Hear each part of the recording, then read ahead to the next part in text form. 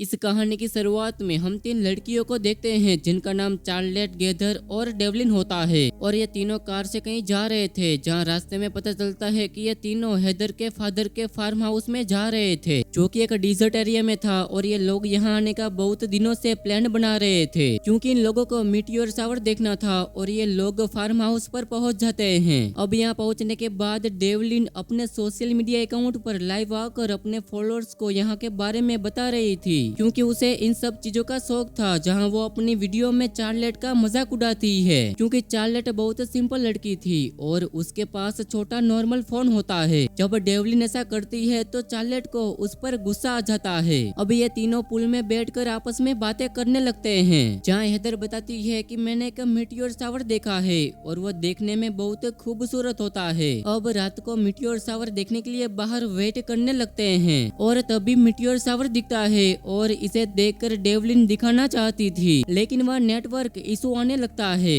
और फिर ये तीनों एक साथ मीटियोर शावर को देखते हैं। इसके बाद ये लोग पुल के किनारे ड्रिंक कर रहे थे और तभी वहाँ अचानक से एक ब्लैक पत्थर आकर पुल में गिरता है और उसमें से कुछ ब्लैक लिक्विड निकलने लगता है। ये देखकर हेदर बोलती है कि इसे बाहर निकलना होगा, उसकी वजह से पुल गंदा हो रहा है। अब ये तीनों उसे बाहर निकालते हैं और वह दिखने में बहुत अजीब लग रहा था, उन्हें बहुत गंदी स्मेल आ रही थी। इसके बाद चार्लेट को उस पत्थर में एक मुंह दिखता है जिसे देखकर वो बहुत डर जाती है लेकिन डेवलिन उसे बोलती है कि ये कोई कचरा है। अब वो लोग वहाँ से घर में चले जाते हैं। अब चार्लेट उस चीज के बारे में बुक में ढूंढने लगती है लेकिन उसे कुछ नहीं मिलता जिसके बाद अचानक से उनका फोन काम करना बंद कर देता है। चार्लेट उसे बोलती है कि ऐसा पत्थर के रेडिएशन की वजह से हो रहा है और ये सुनकर हेदर बहुत डर जाती है। फिर डेवलिन और चार्लेट उसे समझाकर सुला देती है। अगली सुबह हम देखते हैं कि फिर से किसी का फोन काम नहीं करता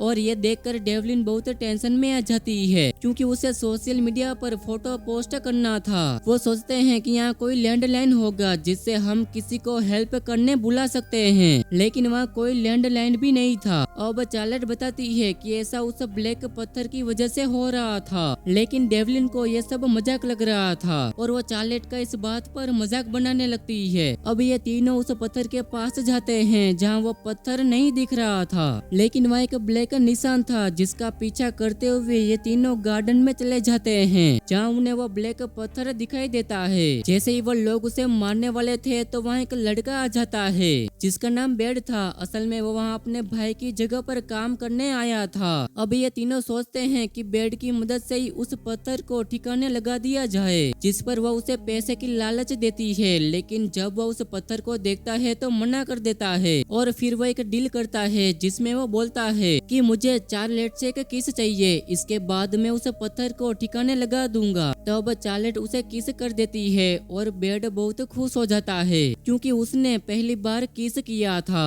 अब बेड उस पत्थर को उठाकर एक प्लास्टिक पर रख देता है और बेड को एक नॉर्मल पत्थर लग रहा था लेकिन जब वो उसे किक मारता है जिससे वो पत्थर खुलने लगता है और एक एलियन की तरह दिखने लगता है। ये देखकर बेड बहुत डर जाता है और वहाँ से भाग जाता है और जब ये तीनों देखते हैं तो उसे पता चलता है कि ये एक एलियन है। तभी डेवलिन उसे मारना चाहती है लेकिन चार्लेट उसे ऐसा करने से मना करती है क्योंकि वो किसी जानवर को नहीं मारना चाहती। इसके बाद ये लोग उसे छोड़कर पुल के पास आ जाते हैं और एंजॉय करने लगते हैं लेकिन कहीं न कहीं चार्लेट उस एलियन के बारे में सोच रही थी। अब हम रात को देखते हैं जहाँ चार्लेट सो रही थी तभी उसे एलियन की आवाज सुनाई देती है और वो बाहर जाकर एलियन को घर में लेकर आती है और वो उसे एक बेबी की तरह ट्रीट करने लगती है और उसे वो बहुत अच्छा लगने लगता है। अगली सुबह जब डेवलिन और हेदर उस एलियन को घर के अंदर देखती है तो वो चार्लेट पर गुस्सा करने लगती है। तभी चार्लेट उन्हें बोलती है कि ये रात को बहुत रो रहा था इसलिए मैं इसे अंदर लेकर आ गई। अब हेदर बोलती है कि इसे यहाँ से बाहर निकालो और अब चार्लेट उसे उठाने जाती है तो वो एलियन जोर जोर से चिल्लाने लगता है उसकी आवाज बहुत अजीब थी। उसे देखकर ऐसा लगता है कि वो उस घर से बाहर नहीं जाना चाहता। अब हेदर बोलती है कि पास वाले टाउन में एक ईना रहती है जो कि उसकी पहचान की है। हेदर और चार्लेट वहाँ से टाउन के लिए निकल जाते हैं। अगले सीन में हम देखते हैं जहाँ डेवलिन अकेली थी और उस एलियन की आवाज से वो परेशान हो रही थी। तभी वो उसे रेड पॉप्सन पिलाने का सोचती है और जैसे ही वो रेड पॉप्सन लेकर उसके पास जाती है तो वो एलियन उसे अपने वंश में कर लेता है। दूसरी तरफ हेदर और चार्लेट इना के घर पहुँचते हैं। तब वहाँ उन्हें कोई नहीं मिलता। जब वह दोनों अंदर जाते हैं तब उसे वहाँ मीटियोर शावर की रिलेटेड कुछ रिसर्च पेपर मिलते हैं, लेकिन उन्हें कुछ समझ नहीं आता और ये दोनों अपनी गाड़ी लेकर वहाँ से वापस आ जाते हैं। जब ये दोनों घर पहुँचते हैं तो डेवलिन को पुल में देखते हैं जो वहाँ बहुत एंजॉय कर रही थी और उसका बिहेवियर भी बहुत चेंज था। अब उसे इस बात से भी फर्क नहीं पड़ रहा था कि वहाँ इंटरनेट है कि नहीं।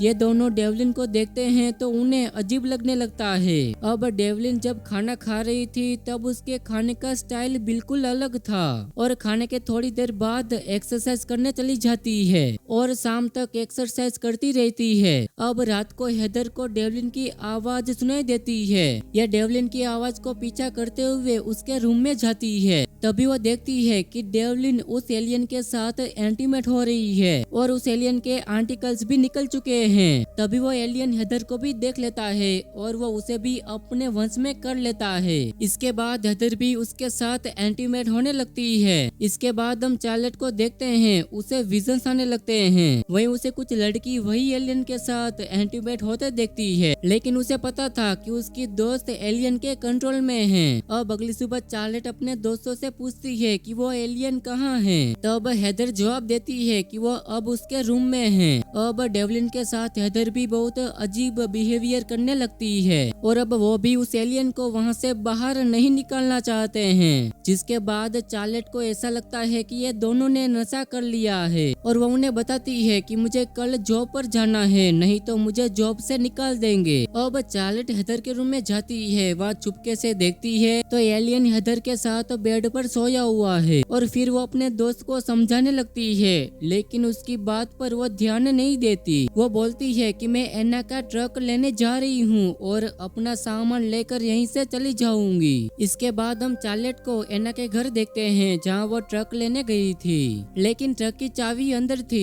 जब वो अंदर जाती है तो वो चाबी को ढूंढते ढूंढते उसकी नजर एक पेपर पर जाती है जिसमें एलियन का फोटो बना हुआ था और इससे पता चलता है कि एलियन मीटियोर शावर से ही वहाँ आया है। और यह देखकर वो बहुत ही डर जाती है और तभी उसकी नजर पीछे दीवार पर पड़ती है तो वहाँ एना की डेड बॉडी को देखती है और देखने से ऐसा लग रहा था कि एना ने खुद को ही गोली मारी है। तभी चार्लेट वहाँ से भागती है और वापस आ जाती है और डेवलिन और हेदर को एना के बारे में बताती है, लेकिन इस बात को सुनकर उन दोनों पर कुछ असर नहीं होता और वह दोनों ऐसा बिहेवियर करती है कि कुछ हुआ ही नहीं है। यह देखकर चार्लेट को एलियन पर गुस्सा आने लगता है और वह उसे मारने के लिए रूम में चली जाती है, लेकिन वो एलियन उसे अपने वंश में कर लेता है और फिर से उसे विजन्स आने लगते हैं। इस बार उसे यूएफओ दिखता है, लेकिन तब भी चार्लेट उसके कंट्रोल से बाहर आ जाती है और अपने दोस्तों से उस एलियन के बारे में पूछती है। हेदर बोलती है कि वो हमारे लिए सब कुछ है।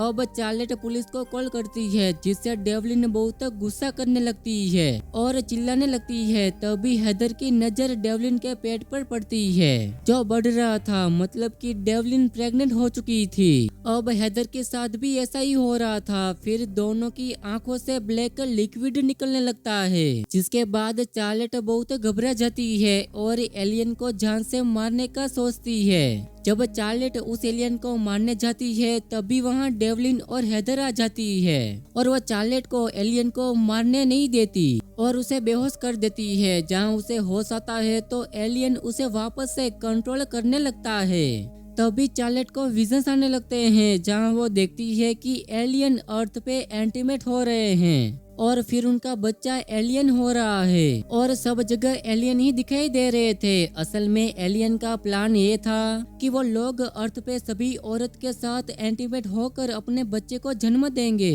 और फिर देखते ही देखते इंसान का नाम और निशान खत्म हो जाएगा।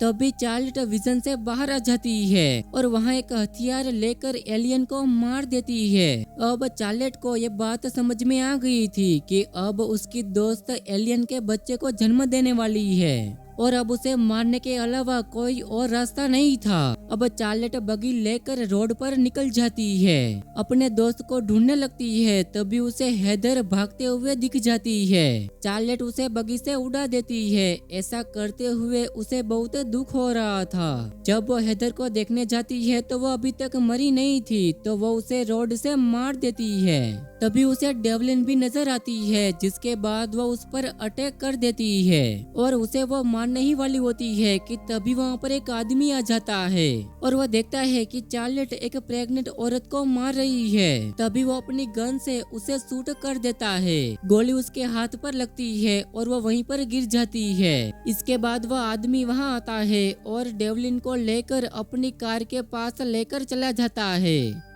तभी चार्लेट को होश आता है तो वो देखती है कि डेवलिन ने उस आदमी को मार दिया है। तब चार्लेट भी वहाँ से गन लेकर आगे जाती है, जहाँ वो डेवलिन को देखती है जो कि एलियन में चेंज हो रही थी और अब वो उस बच्चे को जन्म देने वाली थी। तभी चार्लेट उसे शूट करके मार देती है और वो वहीं पर रोने लगती है क्योंकि उसने अपने दोस्तों को मारा था। तभी चार्लेट आसमान में देखती है कि मीटियोर शावर हो रहा था और इसी के साथ ये कहानी यहीं पर खत्म हो जाती है। दोस्तों, कहानी पसंद आई हो तो वीडियो को लाइक और चैनल को सब्सक्राइब कर देना।